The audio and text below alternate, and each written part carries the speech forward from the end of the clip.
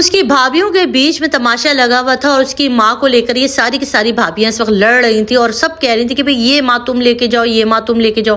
بڑی بھابھی کہتی تھی کہ میں نے تو وہی پچھلے کتنے سالوں سے ان کی خدمت کی ہے، میں اور نہیں کروں گی، میرے بچوں کو میری ضرورت ہے۔ اور اسی طرح یہ چاروں بھابیاں اس ایک اکلوتی ساس کو رکھنے کے لیے تیار نہیں تھی اور اتنا جھگڑا بڑا کہ پڑوسیوں کو اس کے اندر آنا پڑ گیا اور ان کو بیچ بچاؤ کرانا پڑا کہ بھئی خدا کے واسطے ماں جیسی ہستی کا تو احترام کر لو۔ یہ کون تھے، کہاں رہتے تھے اور کیوں اتنا جھگڑا پڑا ہوا تھا ان کے درمیان، یہ سارا کچھ آج کے ولاگ کے اندر شامل کریں گے۔ تو شروع کرتے ہیں۔ بسم اللہ الرحمن الرحیم۔ السلام علیکم، welcome to my channel. Hope کہ آپ سب ٹھیک ہوں گے۔ بہت ساری دعائیں آپ کے لیے اور آپ کی فیملی کے لیے۔ اللہ پاک آپ کو ہمیشہ خوش رکھے، صحت و سلامتی کے ساتھ رہے۔ میں ہوں ریانہ رضا اور آپ دیکھ رہے ہیں میرا یوٹیوب چینل۔ کہتے ہیں کہ اولاد، ایک ماں نا 10 بچوں کو پال لیتی ہے، مگر 10 بچے مل کے ایک ماں باپ کو نہیں پال سکتے۔ یہ ہماری وہ تلخ حقیقت ہے جس کا سامنا ہم لوگ ہمیشہ سے کرتے آئے، مگر یقین کیجئے کامیاب وہی ہوتا ہے دنیا اور آخرت میں جس کو ماں باپ کی دعا لگتی ہے، جو اپنے ماں باپ کی خدمت کرتا ہے، جو اپنے ماں باپ کے ساتھ حسن سلوک کرتا ہے، کیونکہ اللہ تعالیٰ نے قرآن میں فرمایا کہ اپنے ماں باپ کی فرما برداری کرو، ان کو اف تک مت کہو۔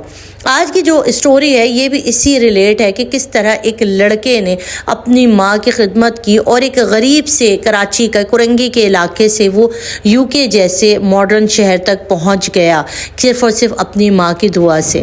یہ ایک ایسی فیملی کی کہانی ہے جو کہ ایک متوسط طبقے کے کہلائی جائے گی، جو کہ کرنگی کے علاقے کے اندر رہتے تھے اور یہ 5 بھائی تھے اور 2 بہنیں تھے۔ 4 بھائیوں کی شادی، 2 بہنوں کی شادی، بھابیاں کٹھے رہتی، ایک جوائنٹ فیملی سسٹم میں رہتے تھے کیونکہ سب کے پورشن بنے ہوئے تھے۔ اب یہاں پر یہ ماں اپنے بیٹے کے ساتھ رہتی تھی جو کہ بیٹا اس وقت پڑھ رہا تھا۔ اب یہ پڑھنے والا لڑکا اور اس کی 4 بھابیاں تھیں۔ اب یہ بھابیاں لڑ رہی ہیں کہ بھئی اب تمہاری باری، اب تمہاری باری ہے۔ آخر میں یہ لڑکا کہتا ہے کہ آپ لوگ زحمت مت کریں، میں اپنی ماں کو خود دیکھ لوں گا، میں اپنی ماں کو خود سنبھال لوں گا، آپ لوگ پیچھے ہٹ جائیے۔ بڑے بھائیوں کو بڑا غصہ آتا ہے، وہ اپنی بیویوں کو ڈانٹتے بھی ہیں، سمجھاتے بھی ہیں، مگر بیویاں کسی طور پر بھی اپنی ساس کو رکھنے کے لیے تیار نہیں ہوتے، کیونکہ ساس جو تھی وہ اب معذور ہو چکی تھی، بزرگ ہو چکی تھی، چل پھر نہیں سکتی تھی، نظر ان کو کم آتا تھا، کمزور ہو گئی تھی، محتاجی کے اوپر آ گئی تھی۔ تو اب ان بہوؤں کا جو ہے وہ شور شرابہ شروع ہو گیا تھا۔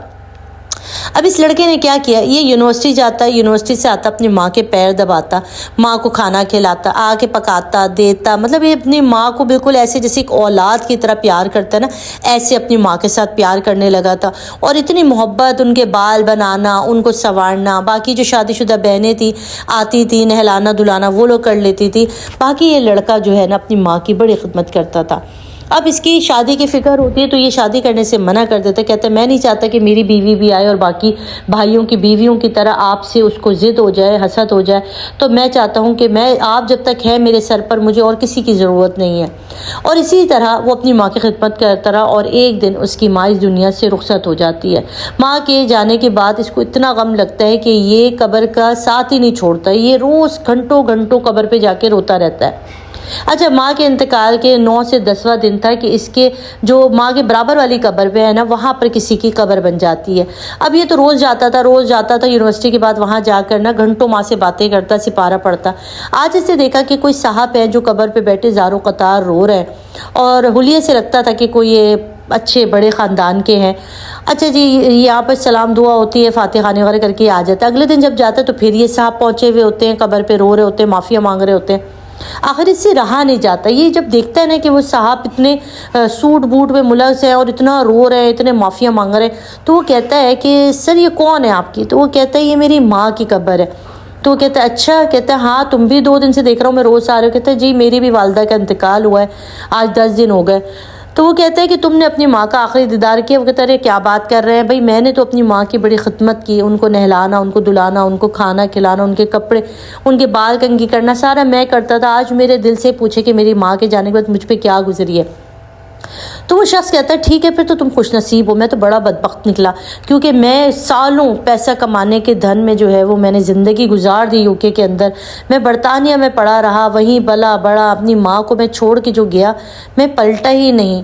اور جب میری ماں بیمار تھی اور میں آنا چاہتا تھا مگر اپنے ایک بہت ہی امپورٹنٹ میٹنگ کی وجہ سے میں نہ آ سکا، اور اب مجھے پتہ چلا کہ میری ماں دنیا سے رخصت ہو گئی، اور اب جب آیا ہوں تو نہ میں نے اپنی ماں کا آخری چہرہ دیکھا اور نہ ہی ان کو پا سکا، تو آج میرے دل میں ایک ایسی خلش ہے جس میں جیسے آگ لگ گئی ہو کہ میں اپنی ماں کا اس ٹائم پر نہیں خیال کر سکا جب میری ماں کو میری شاید سب سے زیادہ ضرورت تھی۔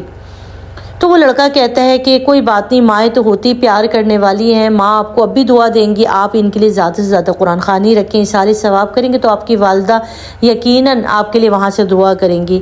اب وہ ان دونوں کی اتنی بات چیت ہو جاتی ہے کیونکہ ڈیلی بیسس پہ وہ بھی قبرستان آ رہے ہوتے ہیں، یہ بھی ہے، لڑکا بھی آ رہا ہوتا ہے، اور ان کی آپس میں بڑی بانڈنگ ہو جاتی ہے، بات چیت۔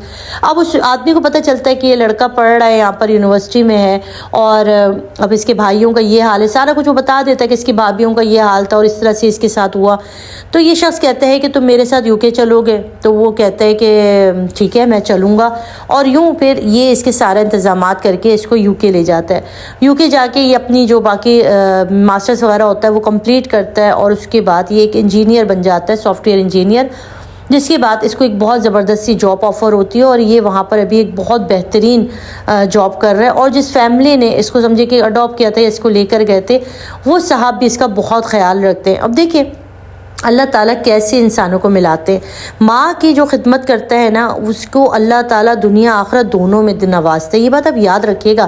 ہم لوگ خاص طور پہ میں بہوؤں سے کہنا چاہتی ہوں، ماؤں کا تو ہر کو خیال کر لیتا ہے، مگر یہ جو بہویں ہیں نا، ان کو اپنی ساز برداشت نہیں ہوتی، ان کی ڈانٹ برداشت نہیں ہوتی، ان کا تھوڑا سا بھی اونچا بول دینا برداشت نہیں ہوتا، جبکہ آپ نے بھی ساز بننا ہے۔ اس ساز کو سوچیں کہ یہ وہی ماں ہے جس نے میرے شوہر کو پالا پوسا، اس کے پیچھے زحمتیں اٹھائیں، اس کو دنیا کے نظروں سے بچایا، مجھے بیاہ کر لائیں، اور آج ان کے کتنے ارمان ہوں گے مجھے لے کر۔ کچھ چیزیں شیطان ہماری نیگیٹیوٹی ہمارے اندر ڈال دیتا ہے، ورنہ آپ یقین کریں کوئی بھی ماں، بھلے ساس ہو یا ہماری اپنی سگی مائیں ہوں، صرف دعائیں دینے کے لیے، کوئی ماں بددعا دیتی، کوئی ماں بری نہیں ہوتی، ہمارے رویے دوسروں کو برا بنا دیتے یا ہمیں ایسا لگ رہا ہوتا ہے۔ تو جو بھی تھا، بہرحال اس شخص نے اس لڑکے کا ساتھ دیا، ان کو ماؤں نے ملا دیا، ایک کو ماں نہ ملنے کا غم اور دوسری کو ماں کے چلے جانے کا غم، دونوں نے ملایا، اور ماں کا سانجہ غم سے دونوں نے ایک دوسرے کا ساتھ دیا، اور وہاں پر یہ لوگ رہنے لگ گئے ہیں، اور ابھی بڑی زبردست جاب کرتا ہے وہ لڑکا UK کے اندر۔ اب یہاں سن لیجیے یہاں پر کیا ہوگا۔ یہ جو لوگ تھے نا، یہ جو 4 بھائی تھے، ان کی اولادوں نے ان کی جو ناک میں دم کیا نا ان 4 سے 5 سالوں میں، کہ ان لوگوں کو معافیاں مانگنی پڑ گئی، اور یہ لوگ ان پر تھو تھو کرنے لگ گئے، کیونکہ جس علاقے میں یہ لوگ رہتے تھے، ان کے جو بڑے بھائی کے جو بیٹا تھا وہ بھائی کسی نیگیٹیوٹی، مطلب جو آج کل کی جو چور چکے ٹائپ کے ہوتے ہیں نا، جو اسٹریٹ کرائم کے اندر ہوتے ہیں، اس میں لگ گیا۔